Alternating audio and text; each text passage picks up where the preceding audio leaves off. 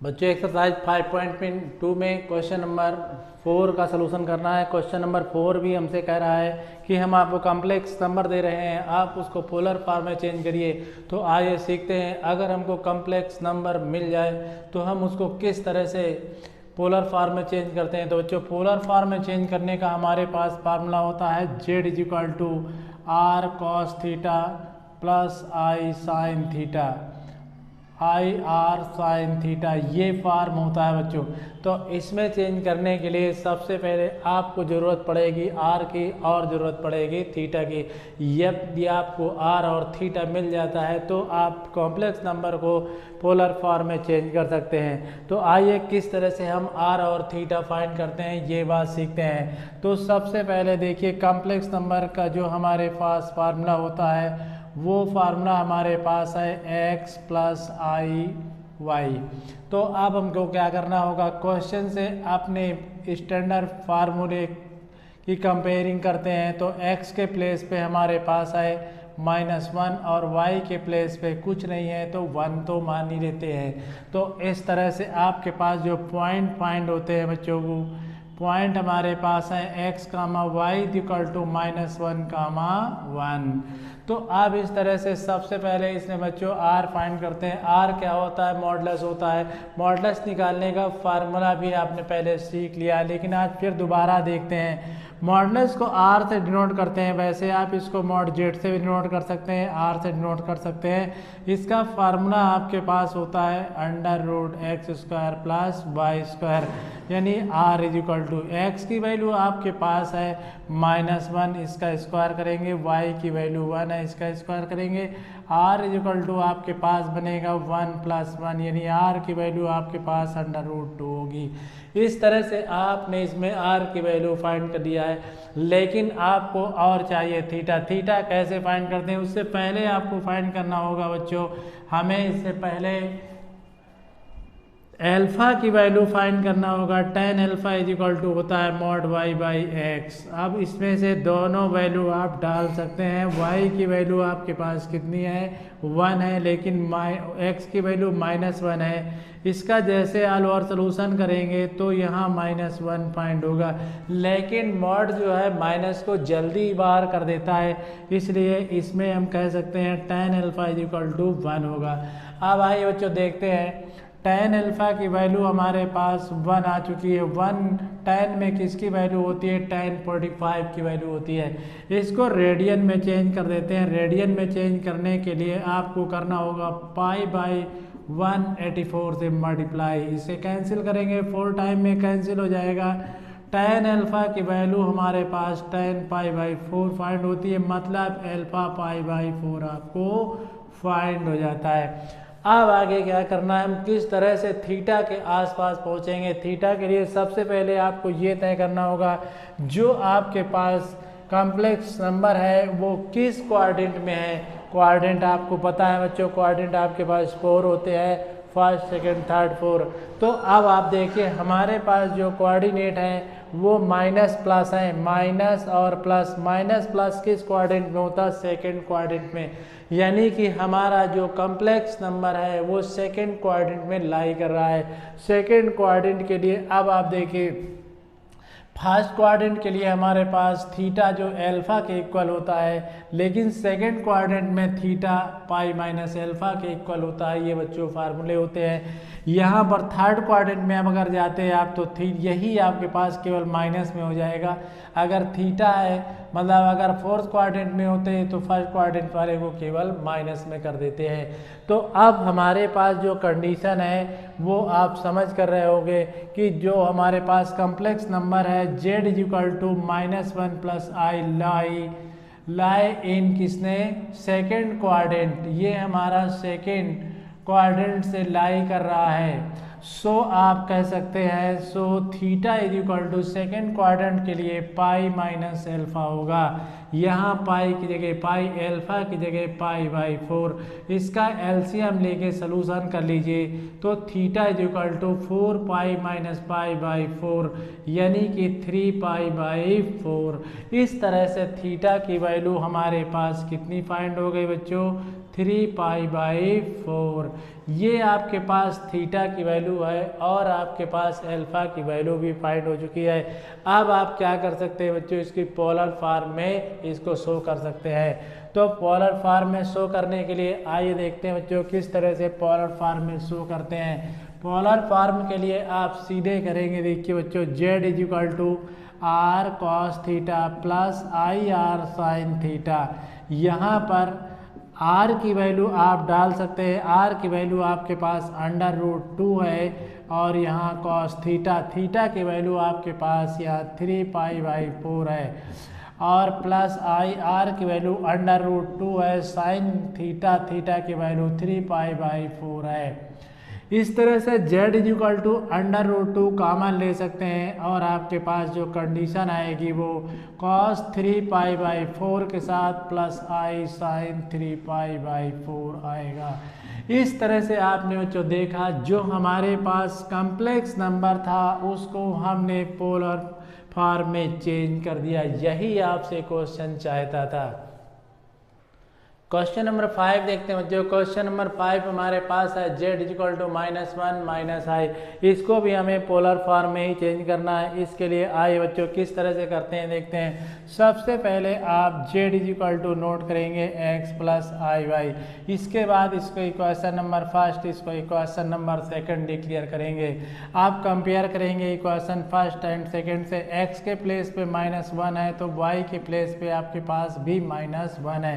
इस तरह से हमारे पास x, y इसके जो पॉइंट हो गए -1, -1 होंगे। अब सबसे पहले पोलर फॉर्म के लिए आपको चाहिए क्या, r की वैल्यू चाहिए और थीटा चाहिए। तो सबसे पहले r की वैल्यू फाइंड करते हैं बच्चों। तो इसमें r इक्वल टू फार्मूला डालते हैं √x² प्लस y² का। यहाँ r इक्वल टू √x हमारे पास -1 है, इसका स्क्वायर प्लस y की वैल्यू -1 इसका स्क्वायर। r की वैल्यू हमारे पास आएगी 1 + 1 मतलब r इक्वल टू √2। अब आपको क्या चाहिए, अब आपको चाहिए अल्फा। आपके पास फार्मूला है tan alpha equal to formula होता है मॉडुलस y/x के। आइए इसमें वैल्यू x और y की डालते हैं। देखिए x की वैल्यू आपके पास -y की वैल्यू -1, x की वैल्यू -1 -1 कैंसिल हो जाते हैं। tan अल्फा की वैल्यू मॉडुलस 1 आती है।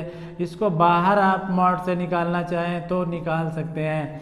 इस तरह से जैसे आप आगे इसको सॉल्व करेंगे tan alpha equal to tan 45 बनेगा। इसको आप रेडियन में चेंज कर सकते हैं। tan 45 का मतलब है tan π/4। अल्फा की वैल्यू आपको π/4 फाइंड हो चुकी है। अब आपको बच्चों चाहिए इसमें थीटा। थीटा किस तरह से फाइंड करते हैं। थीटा फाइंड करने से पहले हमको ये पता करना होगा जो कॉम्प्लेक्स नंबर हमारा है वो किस क्वाड्रेंट से लाई करता है। तो अब आइए बच्चों, हमारे पास x और y दोनों ही वैल्यू नेगेटिव है, ऐसा हमारे पास थर्ड क्वाड्रेंट में है। थर्ड क्वाड्रेंट में दोनों ही x और y की वैल्यू नेगेटिव होती हैं, इसलिए हमारा जो कॉम्प्लेक्स नंबर है वो थर्ड क्वाड्रेंट से लाई करेगा। तो अब हम कह सकते हैं here z equal to -1, -i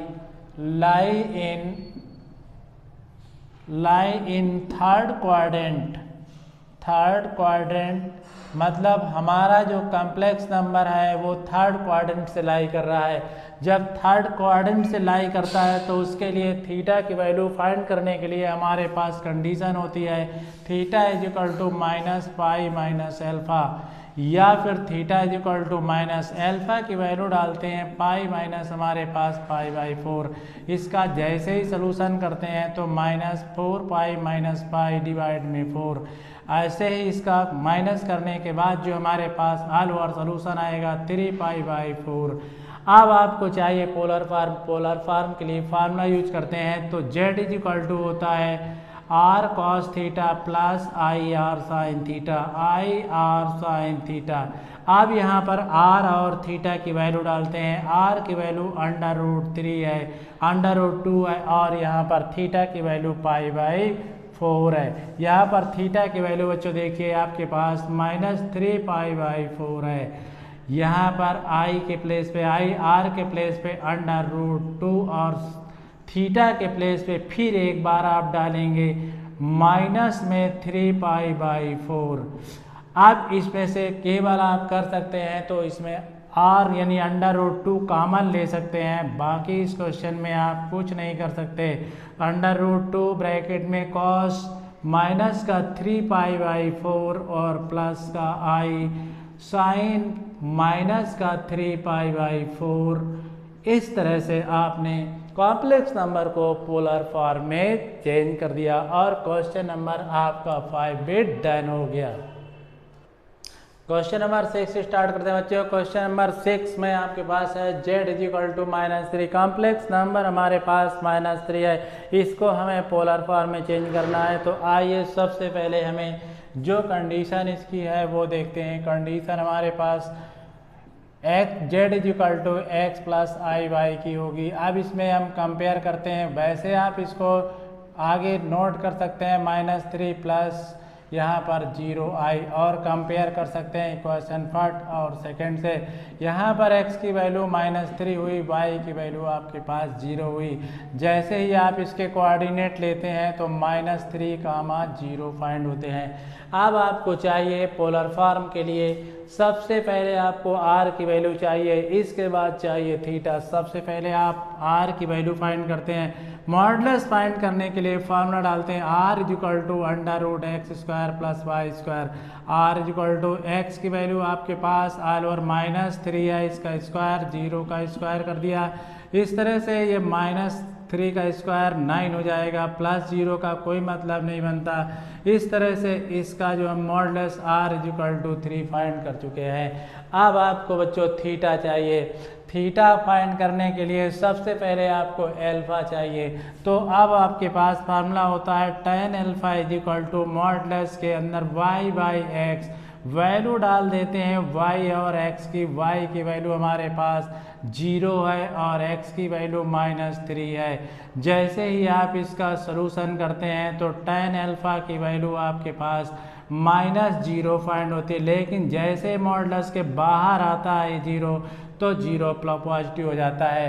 इस तरह से आपके पास ये 0 आया। तो अब आपको ये कंफर्म करना है tan में 0 किसकी वैल्यू होती है।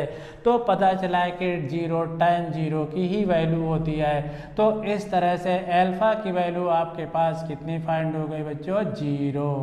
अल्फा फाइंड हो गया। अब आपको अल्फा नहीं चाहिए था, आपको चाहिए था थीटा, लेकिन अल्फा और थीटा दोनों का ही आपस में बहुत करीबी रिलेशन है। तो आइए अब हमको ये सबसे पहले पता करना है हमारा जो कॉम्प्लेक्स नंबर है किस क्वाड्रेंट में लाई कर रहा है। तो देखिए माइनस और प्लस, माइनस का मतलब सेकंड क्वाड्रेंट में, यानी कि हमारा जो कॉम्प्लेक्स नंबर है वो हमारा सेकंड क्वाड्रेंट में लाई कर रहा है। तो आप कह सकते हैं here complex number z = -3 lie in second quadrant. अब आपका जो कॉम्प्लेक्स नंबर है सेकंड क्वाड्रेंट में लाई कर रहा है। सेकंड क्वाड्रेंट में हमें थीटा फाइंड करने का फार्मूला होता है थीटा = π - α। तो सो हम कह सकते हैं थीटा = हमारे पास होगा π - α। मतलब यहाँ पर अल्फा की वैल्यू 0 है तो थीटा = आपके पास आ गया पाई। अब आपको क्या चाहिए, आपको चाहिए पोलर फॉर्म। पोलर फॉर्म ही आपको चाहिए था, ये तो इसके लिए अरेंजमेंट था। पोलर फॉर्म का आपके पास फार्मूला होता है r cos theta + i r sin theta. अब आप में इसको बच्चों r की वैल्यू डालते हैं। देखिए r की वैल्यू आपके पास 3 थी, यहाँ 3 डाल देते हैं। 3 cos थीटा की वैल्यू पाई है प्लस i 3 इंटू थीटा की वैल्यू पाई है।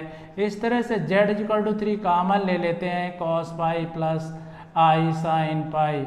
और इस तरह से हम इस क्वेश्चन को भी पोलर फॉर्म में चेंज कर देते हैं। आइए बच्चों क्वेश्चन नंबर 7 देखते हैं। क्वेश्चन नंबर 7 हमारे पास है z इक्वल टू √3 + i। इसको भी हमें पोलर फॉर्म में चेंज करना है, क्योंकि क्वेश्चन नंबर 3 से लेकर क्वेश्चन नंबर 8 तक सभी को आपको पोलर फॉर्म में चेंज करना था। तो सबसे पहले इसको इक्वेशन नंबर 1 डिक्लेयर करते हैं और फिर z equal to x + i/y लेते हैं। इक्वेशन नंबर 2 कंपेयर करते हैं from equation 1 and 2। x equal to आपके पास √3 आता है, y इक्वल टू 1। इस तरह से आपके पास कोऑर्डिनेट फाइंड हो जाते हैं √3 और 1। तो अब इसके बाद आपको क्या करना है बच्चों, इसके बाद आपको सबसे पहले मॉडुलस r फाइंड करना है, जिसके लिए आप फार्मूला यूज कर सकते हैं r equal to √x² + y²। r equal to इसकी वैल्यू डालिए, x की वैल्यू हमारे पास √3 है, इसका स्क्वायर करेंगे, y की वैल्यू 1 है, इसका स्क्वायर करेंगे, r इक्वल टू इसका स्क्वायर आपके पास होगा 3 और इसका स्क्वायर 1। ऑल ओवर सोल्यूशन इसका आता है 4, मतलब रूट लेंगे तो 2। r की वैल्यू आपको फाइंड हो चुकी है। अब आपको थीटा चाहिए, लेकिन थीटा से पहले आपको चाहिए अल्फा। तो tan अल्फा का फार्मूला होता है मॉडुलस के अंदर y/x। अब इसमें से tan alpha equal to y की वैल्यू आपके पास बिल्कुल 1 है और यहाँ पर x की वैल्यू √3 है। अब बच्चों हमें ये बात भी जानना जरूरी है, 1/√। पहले इसको मॉडुलस से बाहर निकालते हैं। अब इसमें चूंकि अंदर माइनस नहीं है इसलिए कोई चेंजिंग होने वाली नहीं है, इसको आप सीधे बाहर ला सकते हैं। तो tan अल्फा इक्वल टू, अब हमको ये कन्फर्म करना होगा कि 1/√tan। tan में किसकी वैल्यू होती है आपको पता है, tan 30 की वैल्यू होती है। तो यहाँ पर हम 1/√3 की जगह tan 30 डाल सकते हैं। अब आपको क्या करना है, इसको रेडियन में चेंज करना है। रेडियन में चेंज करने का मतलब है π/180 से मल्टीप्लाई करना। यहाँ पर आप tan 30 में π/180 से मल्टीप्लाई कर देते हैं और इसको क्रॉस कर देते हैं। तो tan अल्फा इक्वल टू आपके पास फाइंड होता है tan π/6, मतलब अल्फा की वैल्यू आपके पास फाइंड हो चुकी है π/6।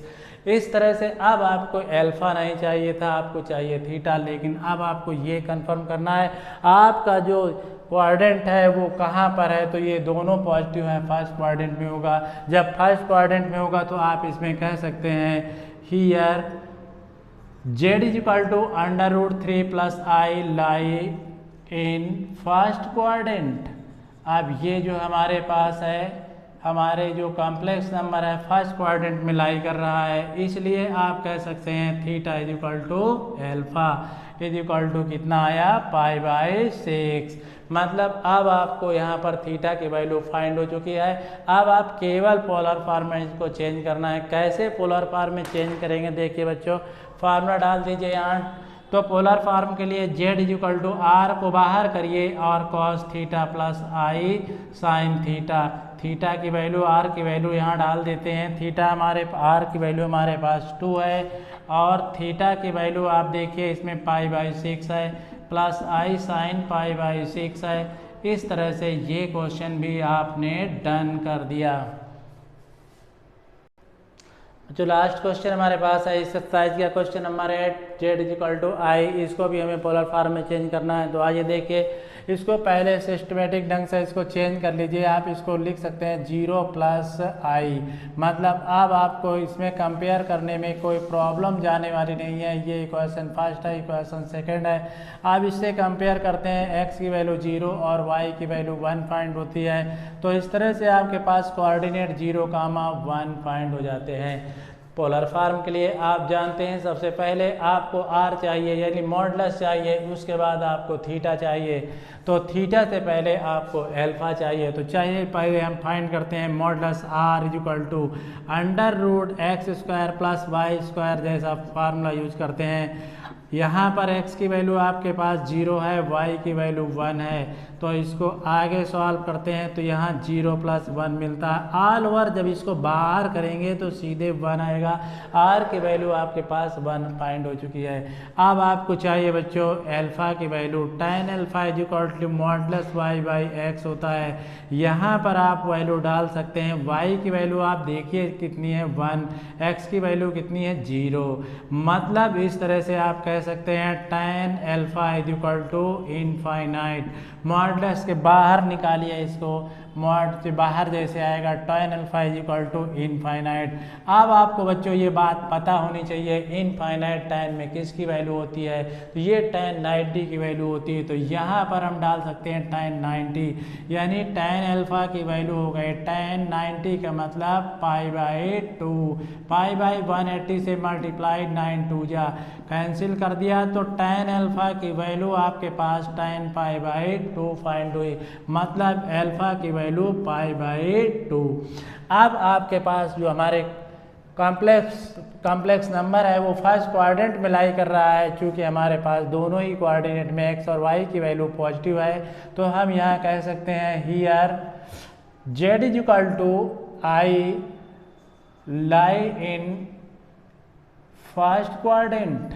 आप ये कह सकते हो कि हमारा जो कॉम्प्लेक्स नंबर है फर्स्ट क्वाड्रेंट में लाई कर रहा है। So theta is equal to alpha, इसलिए थीटा की जगह एल्फा होगा, तो थीटा हमारे पास एल्फा π/2 है, तो थीटा भी π/2 होगा। आइए बच्चों अब इसके बाद पोलर फॉर्म इसके देखते हैं। तो पोलर फॉर्म होती है z is equal to r बाहर कर लीजिए cos theta plus i sine theta. यहाँ पर देखिए बच्चों r की वैल्यू तो आपके पास 1 है, कोई प्रॉब्लम नहीं देने वाली है। थीटा की वैल्यू π/2 है प्लस आई साइन π/2। इस तरह से बच्चों z इज इक्वल टू आपके पास आया cos π/2 प्लस आई साइन π/2, और ये क्वेश्चन का पोलर फॉर्म था। मतलब कॉम्प्लेक्स नंबर को पोलर फॉर्म में चेंज करना आप पूरी तरह से सीख चुके हैं। इस तरह से बच्चों एक्सरसाइज आपकी डन हो गई, नेक्स्ट एक्सरसाइज के लिए बिल्कुल तैयार।